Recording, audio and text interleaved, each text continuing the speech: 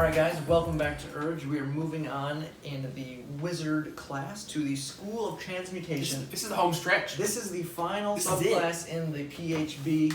Finally through the first book. One book down. We'll be moving on to the next book. You'll see what that is soon. Yes. Hint, There's more than one book left to go. There's several books left to go. And then there's another kind of, and there's a new book coming out. So we're going to go through each of the abilities in the subclass. And then, once we've gone through all the abilities, we're going to rate the roleplay value, the combat value, and the overall class synergy on how these abilities in the subclass improve on the base class. Right. We are also doing a giveaway here for when we hit 1,000 subscribers. New Eberron To be book. entered into that, you need to comment down below, let us know what you think about the video, and subscribe to the channel, and also make sure you hit that bell notification so when our new videos come out. And if you like the video, don't forget to like as well. Yes. That being said, we'll just jump right into the final subclass of the Player's Handbook. Let's go.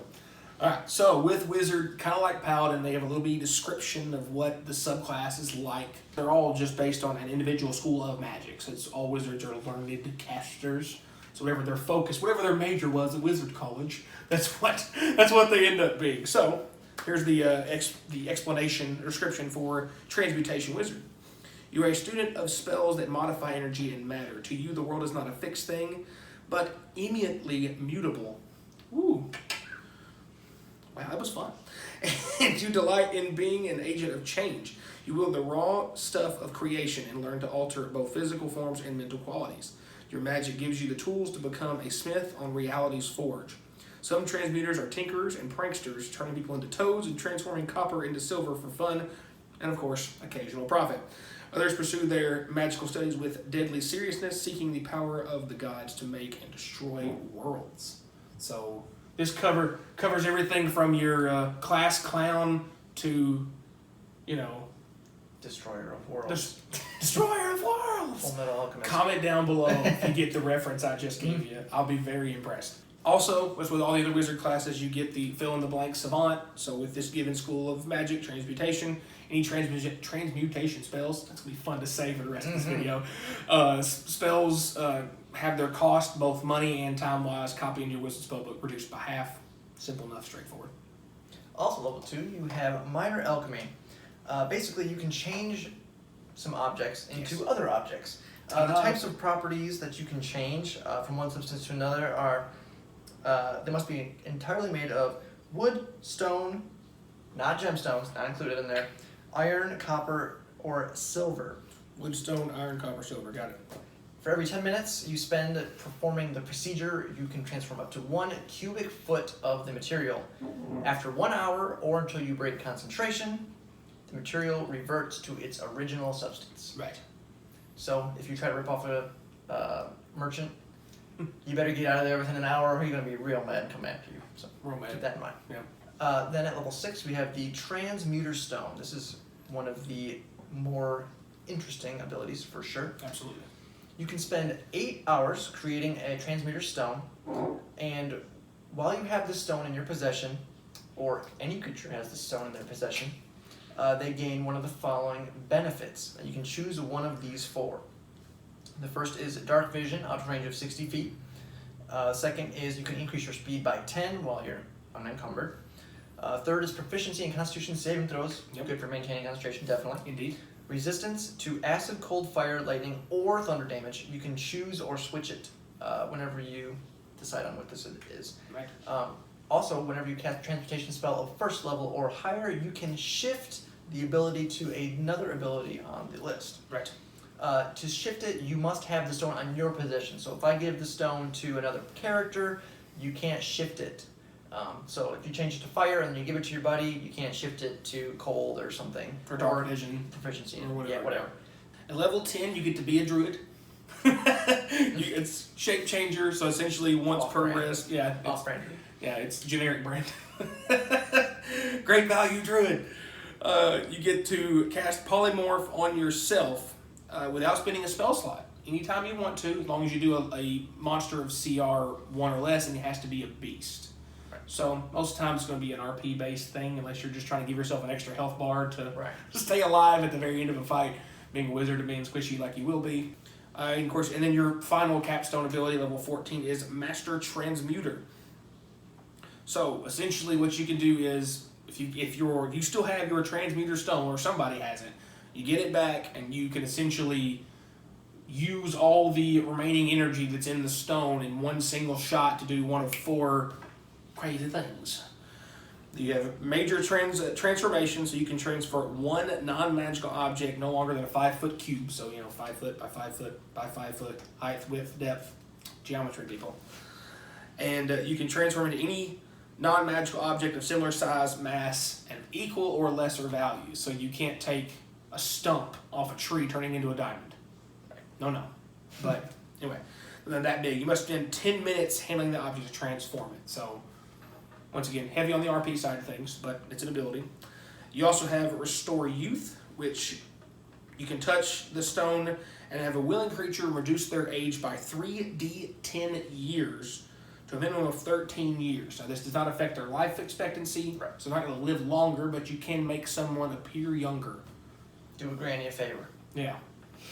Husband died and she needs to look younger to go get her new man. Those are the 2 RP abilities, and they have 2 combat-based abilities. You have Restore Life, which essentially is a free Raise Dead spell. Without expending a spell slot, it's just boom. It's a revive, if nothing else. If no one in your group has that, it's... Or the one who died is... Yeah, or the one who died is your cleric, is your druid, is your bard that has a resurrection spell. It helps in a pinch. The other one, which personal favorite, is Panacea. You remove all curses, diseases, and poisons affecting a creature that you touch with the stone, and the creature also regains all of their hit points. Yeah, a lot to unpack with that last ability there, but a lot of versatility as well. You get two RP and 2 combat abilities. Yeah, and one last thing to remember too is the stone is destroyed when it's used. Correct. As well. Yeah. And you can't be remade until you finish a long rest. And it takes 8 hours to make it. So. Right. So you can't use it in the morning and make a new one the same day. You'd have to destroy it, sleep, and then the next day. So you'd be a day or 2 without your Transmutation Stone. You're going to be at least the 1 day without it, more than likely, if not a couple, depending on where you're at. If you're, on a long adventure. Something to keep in mind for sure. Yeah, you got to be smart when you want to, to shoot your shot. You better make sure it's worth your time. Right. With that being said, finishing up the abilities, we're moving into the roleplay value. Yes. As you can see, pretty much all of these abilities are heavily RP based.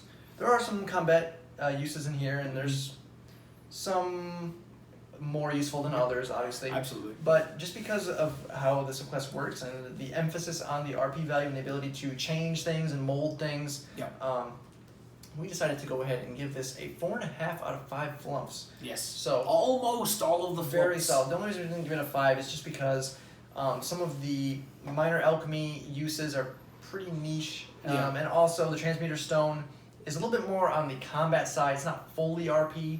Right. Though there are some, like dark vision can be an RP thing if you're like a human, you don't have dark vision. Right. Obviously that can make a difference. Yep. And increasing your movement speed can be RP, but it's help with chases and things. I think it's more intended as a combat kind of use, especially with the resistances and efficiency and constitution saves. So there you go. Yeah. Shape changer, you can turn into animals that you can do whatever with. And the Master Stone, you get 2 RP abilities, so definitely more of an RP side of things. Yeah, for sure.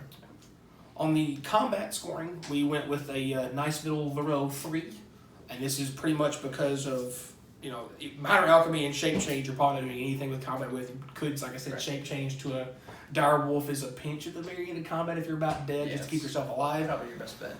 Besides that, the Transmutation Stone, you Constitution saving throws up, and you keep concentration on any big damage spells that you're throwing out there, or even like hold persons and things like that. They're holding concentration on. Yeah. Or the slow haste. Yeah. Some good uses there. Yeah, very, very good uses there. And then of course resistances to damage as well. Being able to change that if need be from combat to combat. So we'll be changing that in the middle of a combat. But being able to if you're about to fight a dragon of X type, then I'm gonna go ahead and give a tough resistance to that damage. Because if you take any of that damage as a wizard, it's gonna hurt. It's gonna hurt a lot. So automatically resisting the damage is very much gonna be helpful. Of course, with the last 2, having a free revive if need be is kind of a panic button. Nothing else happens is nice on hand. Especially you don't have to learn the spell and keep it ready. It's just there. Right. And I said, just being able to take an action and just automatically full heal somebody. That's a level 9 spell. Yeah, it's basically a Power word heal. I mean, instead of removing stun and paralysis, it gets rid of curses, diseases, and poisons. Because there are some curses and diseases that say it can't be removed unless you use a greater restoration or a wish spell. Yeah. So it's kind of almost like parts of a level 5 and parts of a level 9 spell baked into one little ability that just takes an action. You don't spend a spell slot to do it. So it's a couple of really big things and not a lot of little stuff. Right. But can be some life changers at the time. Yeah, it got talked up by Alex. I did. I was a little bit more hesitant, and he kind of explained, there's some good uses for it here and there, and I was like, all right, I can see, I can allow the 3. Yeah, I think. I'm a big fan of versatility and options. Yeah, having utility is always. You have to give a little bit more value to having more options. Right, because most other subclasses, here's your ability. Dry, yeah. Here's your ability. This one with the Transmutation Stone and the Master Transmuter, it's 4 different options for each one. 2 combat and 2 RP each time, pretty much. Lastly, we have the overall class synergy. Mm-hmm. Your options for synergy are kind of limited. You only have your signature spells, spell mastery, your spell mastery at 18. You're going to gain a 1st and 2nd level spell that you can cast at will. At level 18, and then level 20, you're going to get your signature spells where you pick 2 3rd level spells that you can cast once a day without expending a spell slot. Yes. And you also don't have to then take up your known spell list. We went and looked through the whole list of all the transmutation spells. So here's the thing. There's not a whole lot of good transmutation spells that are low level. Right. And it's not that they're not useful. They're definitely useful in certain situations like Featherfall or Expeditious Retreat or Longstrider or Jump or all your lower level spells. Yeah. That being said, but ones you want to cast on a regular basis and cast over and over and over again. Probably not at will. It's not really gonna be useful there. And you're like, well, yeah, but it can trigger Transmutation Stone or Transmuter Stone.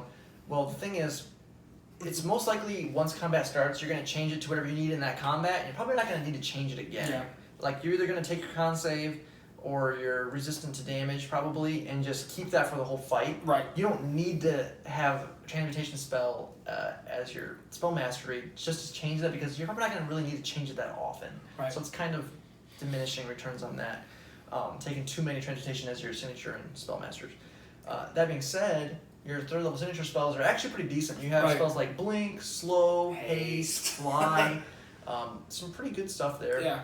It doesn't ever hurt to have Haste for free once a day, or Slow once a day for free. For sure. And probably the best use you're going to get out of these signature and spell mastery spells are going to be concentration spells, because as soon as you cast it, you can change your Transmutation Stone into proficiency and con saves. Yeah. So that's like a haste or cool slow. little trick you can do is you cast a concentration spell and then you switch it to maybe be able to maintain the concentration easier. Right. A lot of other subclasses, at least with Wizard, at least have 2 abilities that either help enhance those or let you do more about it, do more with them. Like I said, versatility and choices. Here, like the Transmutation Stone is the only thing in the subclass that's affected by your spell mastery and your very signature spells. limited. Yeah, and it's like you said, it's going to be that once in combat, maybe twice, and you're not going to do it again until the next combat, most likely. Or the combat's over, you want to go back to an RP ability. Right. Okay, fine. That's pretty much it. So that's why we only gave it a 2. just a pair of flumps on the last score. There's not much there to build on and add to the baseline Wizard class, which is, again, a little thin to start with. Yeah. It's definitely an RP central focused subclass. I think that's pretty much going to wrap it up here for this, guys. We made it through the Player's Handbook. Didn't think we'd ever make it. We'll be moving on to Dungeon Master's Guide, which, there are subclasses in the Dungeon Master's Guide. There are 2. We did not know that. Probably going to knock those out next. We got the Sword of Coast Adventures Guide. We got Xanathars. That's the big one. And we're going to keep moving on with the Eberron book and everything, and then Unearthed Arcana. So maybe. We'll get there. We'll probably someday. Eventually. Someday. There'll probably have another book come up before we even get to that. But I'm sure. And don't forget about the contest giveaway for the new Eberron book coming out. Subscribe, comment down below. Hit that bell notification. Get in there. If you guys like the video, please remember to subscribe, like, comment, everything. Share it with your friends. Let us know what you thought. We're going to have a new series coming soon, too, so keep an eye on the channel for that. And as always, guys, thanks for watching.